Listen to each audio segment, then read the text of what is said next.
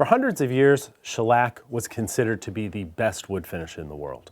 It's fast and easy to apply, it's all natural and environmentally safe, and despite what the makers of polyurethane and expensive high-tech resins would have you believe, shellac is not old-fashioned. In fact, it still may be the best finish in the world for several reasons. This video is going to open your eyes about shellac, and in the end, I can almost guarantee you'll want to get out to the shop and put some shellac on something. There are several reasons why you should consider shellac for your next project. First, it is really easy to apply. I'll talk more about that shortly. It's also pretty difficult to mess up because it dissolves itself. So any runs or imperfections you might have left in a previous coat can just be fixed on the next coat. This also makes it easy to repair a shellac finish, even years down the road, in ways that you just cannot do with other film finishes. And shellac dries very quickly. So you can often begin your next coat right after the previous one. That means completing an entire finishing job can be done in just a few minutes or a few hours instead of a few days. You can put shellac over almost anything, including oil-based stains, water-based dyes, even tung oil or boiled linseed oil. And you can put almost any other finish over de-waxed shellac. In fact, it can be used as a sanding sealer beneath stain so the color will absorb more evenly in the wood. Speaking of color, shellac flakes come in various colors, from clear to yellow to brown. You can also add aniline dyes to shellac to create custom wood stains. Shellac is also safer to apply indoors than other finishes because it's alcohol-based rather than petroleum-based. So as long as you have just basic ventilation and you aren't spraying it, you don't have to wear a mask. And while polyurethane can stink up a house even months after it's dry, shellac has a pleasant odor that dissipates quickly. It's safer for the environment too. It's even used in many foods such as candy, and as the coating on pills, I guarantee you've eaten your fair share of shellac. This makes it food safe, and so it's suitable for toys and nursery items. Well, one downside of shellac is it's not very water resistant, nor does it hold up well to extreme heat or alcohol. This makes it a poor finish for tabletops or countertops or bathroom vanities. And while it is food safe, I wouldn't use it on items that will be washed in water, such as bowls or cutting boards. Shellac is reasonably durable, but I wouldn't call it a heavy-duty finish like polyurethane or lacquer. Furniture, cabinets, boxes, frames, even musical instruments are good projects for shellac. Tabletops, countertops, and outdoor projects aren't. Like most finishes, shellac will change the color of your wood. Now, while super blonde shellac is nearly water clear, it's still going to yellow slightly over the time. And other varieties, such as blonde, amber, and garnet, will have a warmer yellow to almost brown appearance right from the start. This can be a pro or a con, depending on how you look at it. The way shellac is produced also troubles some people. It's made from the excretions of the lac beetle, which harden on the branches of the trees and then has to be chipped off. It's impossible to collect this stuff without indirectly killing a lot of insects. Of course, these bugs reproduce by the gazillions, so it's not like they're in danger of extinction, but I've received some angry comments from sensitive viewers in the past when I've used shellac. Shellac really makes the natural grain of wood pop without adding a plasticky look like some other finishes. But it does tend to be a high gloss finish when you first apply it. If you want a lower sheen, you have to rub it out with some steel wool or apply a coat of paste wax. Shellac comes in two forms, liquid in a can or flakes in a bag. I'll show you how to use the flakes shortly, but the easiest way to get started is to just buy pre-mixed versions in the can. Most stores sell two versions. One is labeled Seal Coat and the other is just labeled shellac.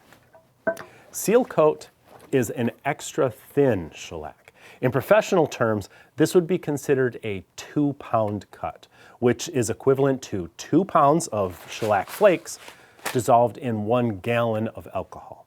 It's extra thin so it'll soak deeply into the wood fibers before it hardens. That's why they call it seal coat or even sanding sealer. It can be used to partially seal the surface of wood so that it will absorb stain more evenly. But it can also be used for your entire finish. It'll just take more coats to build up your protective film. The can that's just labeled shellac contains a higher concentration. This is a 3-pound cut, which is equivalent to 3 pounds of shellac flakes dissolved in 1 gallon of alcohol. So this is 50% more concentrated in the can than the seal coat is. But you usually don't use the regular shellac at full strength. Most people are still going to dilute this with about 30 to 50% more alcohol, depending on how thin you want your coats to be. You'll develop your own preference over time. But as a general guide for new users, I would consider the seal coat version to be ready to use right out of the can. I would consider the just regular shellac version to be a concentrate meant to be thinned before you use it. Now, since denatured alcohol that you use to thin shellac is pretty cheap, the concentrate version may be cheaper in the long run. But if you have a hard time finding good, pure alcohol where you live, then the ready-to-use seal coat may be your better choice to get started. Buying shellac flakes gives you more options. For one thing, flakes come in more colors. And when you mix your own, you reduce waste because shellac has a relatively short shelf life. So if you buy a quart for a small project, you may end up tossing most of it. But if you buy a bag of flakes, you'll be able to make just what you need when you need it. And it's really not that difficult. Let me show you how to mix it. The concentration of a shellac finish is measured by the pound cut. For example, a 1-pound cut of shellac is 1 pound of shellac flakes dissolved in 1 gallon of alcohol. A 2-pound cut is 2 pounds of shellac flakes in 1 gallon of alcohol, and so on. But you're probably not going to need a whole gallon of finish, so you simply change over to ounces. So then that same formula would be 1 ounce of flakes dissolved in 8 ounces of alcohol for a 1-pound cut. 2 ounces of flakes dissolved in 8 ounces of alcohol for a 2-pound cut, and so on. Once you choose your concentration, or your cut, you can double or triple or quadruple the recipe to make the volume that you need for your particular project. So the formula is simple enough. Rewind the video and write it down if you need to. But knowing how much to make so you don't end up with too little or too much left over for your project will take some experience. Keep in mind that you're going to go through a lot more shellac than you would polyurethane because it's a lot thinner and because it's thinned with alcohol, which is mostly going to evaporate away. So if you're mixing it yourself for the first time, I'd start with a small amount on a small project and just see how much you use. I like to use a 2-pound cut for most projects, so let's make that. I'm using an inexpensive postal scale, and I'm telling it to ignore the weight of the jar on top. Then I add 2 ounces of shellac flakes. I like the Zebra brand flakes because they're pure, but you can find other brands. You can even find cheaper flakes on Amazon, but you may have to strain some bugs out. Once I weigh out my flakes, I like to pulverize them. I use a coffee grinder for this. This isn't required. You can dissolve the whole flakes right out of the bag, but powder dissolves significantly faster.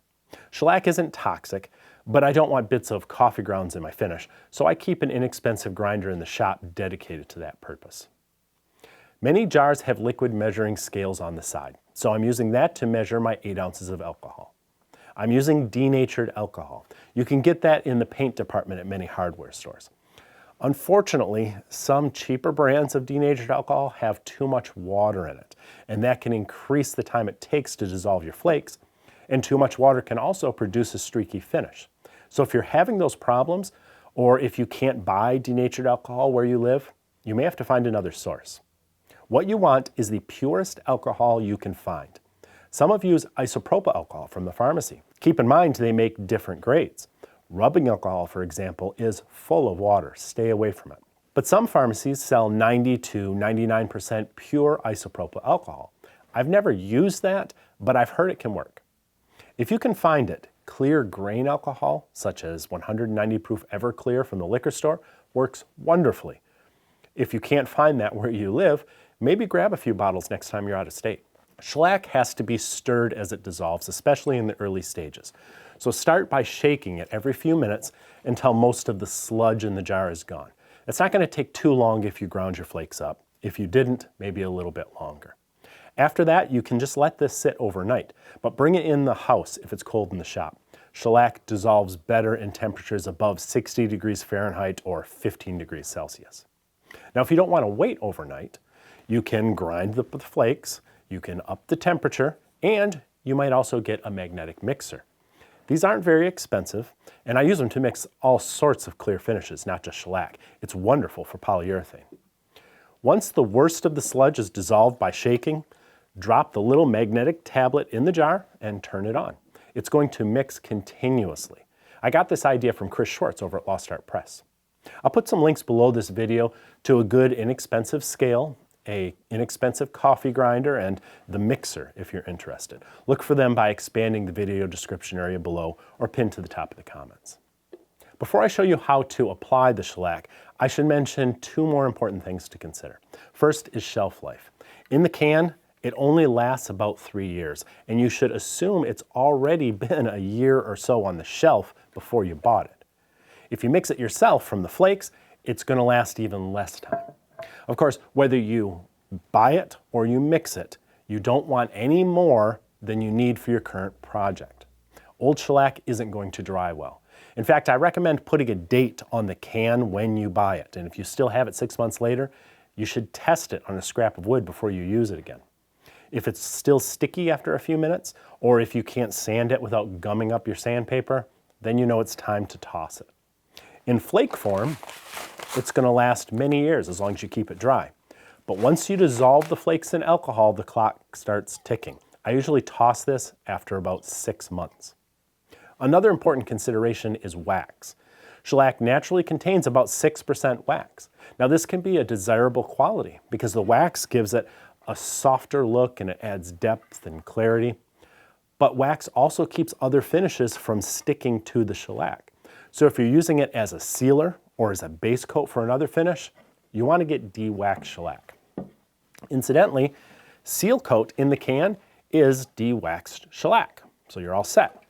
But regular canned shellac is not. Flakes may be or they may not be. You have to consult the label to know. Again, you only need it de-waxed if you plan to put something other than shellac over it. Applying shellac could not be easier. You just wipe on a thin coat. I'm using a pad applicator. It's just a few cotton balls wrapped in cloth and tied off.